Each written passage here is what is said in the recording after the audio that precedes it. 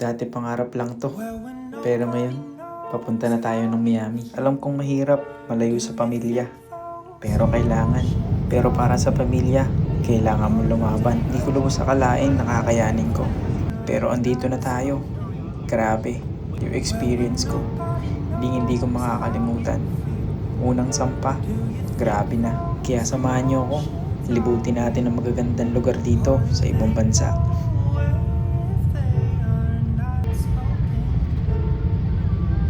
Touchdown Miami! Do you think those emotions are real? Or do they go away if they are not spoken? Well, when nobody knows how you feel, do you think those emotions are real? Or do they go away if they are not spoken? Well, when nobody knows how you feel, do you think those Luggage claim na kami! Dito na kami sa Miami.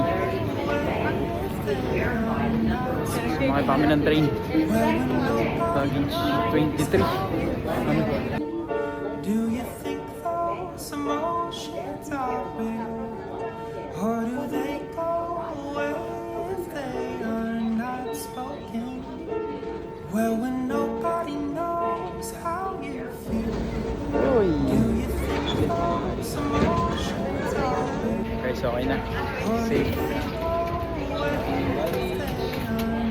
Okay na. Dito na kami sa Miami. Kalabas na kami.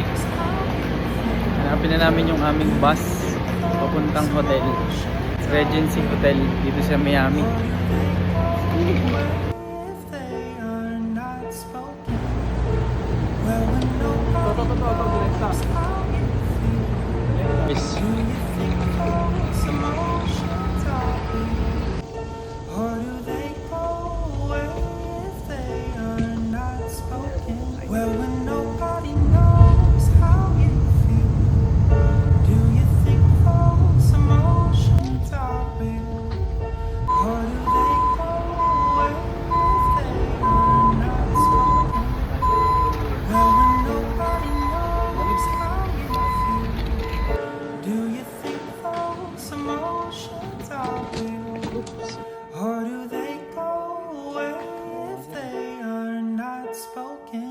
Well, when nobody knows how you feel, do you think those emotions are real? Or do they go away if they are not spoken? Well, when nobody Ito yung knows room how namin. you feel, So may kasama ako do you dito. think Si Sir. those emotions are real? Guys, dumating kami dito sa Miami, Florida na 9 p.m. Gabi na. 5 hours yung biyahe namin. Tapos may sumundo sa amin, Regency na hotel sa Miami Airport. Tapos nandito na kami sa aming hotel. So bukas start, sunduin kami pupunta ng barko. So sasakay na kami ng cruise ship bukas 7 a.m. Tapos may free breakfast naman kaya kailangan magpahinga na tayo. Maga tayong gigising bukas para mag-breakfast tapos prepare na lahat. Bakbakan na yun, laban na. Wala na tayong day off nun. Dire-diretso na. So kailangan mag-relax muna. Ito na yung pinaka-relax natin guys. Nakakapagod yung biyahe. Isang 13 hours tapos antay kami ng 5 hours na sa international airport sa LA. Kasi ang flight pa namin ay 12 pa. 12:55 dumating kami doon ng 8 a.m. Ay, alis kami doon ng 12. Tapos dating kami ng Miami alas 9 ng gabi kanina. Tapos pick up kami, hinatid kami dito sa hotel alas 10 na. Ayan, so sobrang pagod pero worth it naman guys, nandito na tayo, safe. Ito yung hotel, Regency Hotel pala yung ano namin, stayan namin ngayon. So meron kaming pa free snack. Ayan, free snacks guys. Ayan, tapos water, libre yan. Tapos bukas yung free breakfast namin. So kailangan muna natin magpahinga. Grabe. Bukas sasampa na tayo ng barko. Kailangan muna natin magpahinga ng mahabang pahinga. Kasi bukas bakbakan na. See you on our next vlog na lang guys. Sana subaybayan nyo pa rin ako sa aking buhay barko. Let's go!